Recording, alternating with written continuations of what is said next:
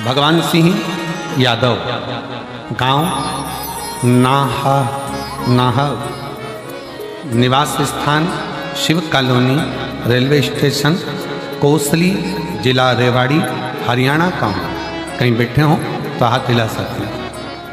मेरा mobile number ये है, दिख गए? आ जाइए, एक बेलपत्र लेकर जाइए, आ जाओ। एक लोटे जल का मैं क्या वर्णन करूँ, एलईडियाँ चल रही हैं, आस्था चैनल चल रहा है, आप लोग टीवी पर पत्र को पढ़ सकते हैं। एक लोटे जल का मैं क्या वर्णन करूँ गुरुजी, आपको जानता भी नहीं था और ना ही मैं किसी गुरु को देखता था, ना सुनता था, क्योंकि मेरी श्रद्धा इन सब चीजों में नहीं। मैं मंदिर भी नहीं जाता था, देवालय भी नहीं जाता, शिवालय भी नहीं जाता, और मुझे ये सब चीजें अच्छी नहीं लगती। मैं इस सब को बेकार मानता गुरुजी। परंतु एक बार रिमोट से टीवी चालू करते समय मैंने आपका आस्था चैनल पर देखा और थोड़ा सा मन आपकी कथा में लगा। मन इसलिए लगा क्योंकि आपने एक बात कही कि सियोर वाला महाराज कुछ नहीं करता, करता है तो तुम्हारा चढ़ाया गया एक लोटा जल और महादेव करता है। मुझे ये बात अच्छी लगी। फिर मैं मन में सोचा कि मुझे इतनी बड़ी बीमारी है, सारे डॉक्टर हार चुके हैं, और 2012 से मुझे ये बीमारी लगी है कि मेरे पूरे शरीर में सोरायसिस की बीमारी हो गई। साथ में मेरे हाथ और पाँव से पीप निकलता, खून निकलता और टपकता। इतनी भयंकर बीमारी थी कि लोग मुझसे दूरियां बना, हथेली, खून टपकता रहता, मावाद टपकता रहता, सबने दूरियां बना, और पीप बनता, खून टपकता, धीरे धीरे बीमारी फैलती चली गई।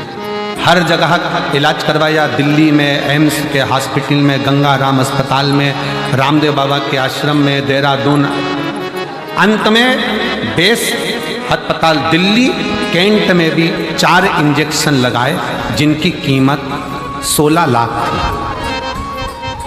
कितनी कीमत थी? 16 लाख। 4 इंजेक्शन हॉस्पिटल में जाकर दिल्ली कैंट में लगवाए जिसकी कीमत 16 लाख थी। फिर भी मुझे आराम नहीं लगा, और हाथों में से, शरीर में से वैसा की वैसे ही पीप और रक्त निकलता। फिर एक दिन कथा ने मुझे बल दिया और आपने कहा, शिव जी के मंदिर में अगर एक लोटा जल चढ़ाते हो और वो जल का पान करते हो और एक बेलपत्री अगर खाते हो तो उसका फल मिलेगा। तब बाबा पर भरोसा कर कर मैंने बेलपत्री चढ़ाना और जल चढ़ाना चालू करा। आज मेरे बाबा की ऐसी कृपा हुई गुरुदेव, जो 16 लाख का इंजेक्शन काम नहीं करा, आज बाबा की कृपा से खून निकलना बंद हुआ, सोरायसिस की बीमारी समाप्त हुई और मेरे शरीर से पीप निकलना बंद हुआ। आज मैं पूर्ण स्वस्थ हूँ। अब गुरुजी, मैं जब भी बाहर जाता हूँ, बाजार जाता हूँ, घर से निकलता हूँ, सबसे पहला काम करता हूँ, भोजन करने से पहले, नाश्ता करने से पहले एक लोटा जल देव अधिदेव महादेव को जरूर चढ़ाता हूँ। मैं बाबा को यहाँ नमन करने आया हूँ।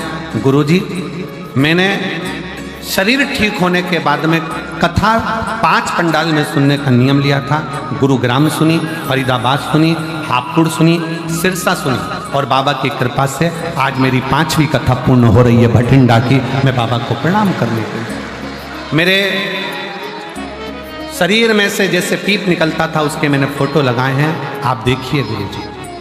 हाथों में से, शरीर में से जो पीप और खून निकलता रहता था, आप लोग आस्था चैनल के माध्यम से वो फोटो टीवी पर देख रहे होंगे, जिसके माध्यम से शरीर में से लगातार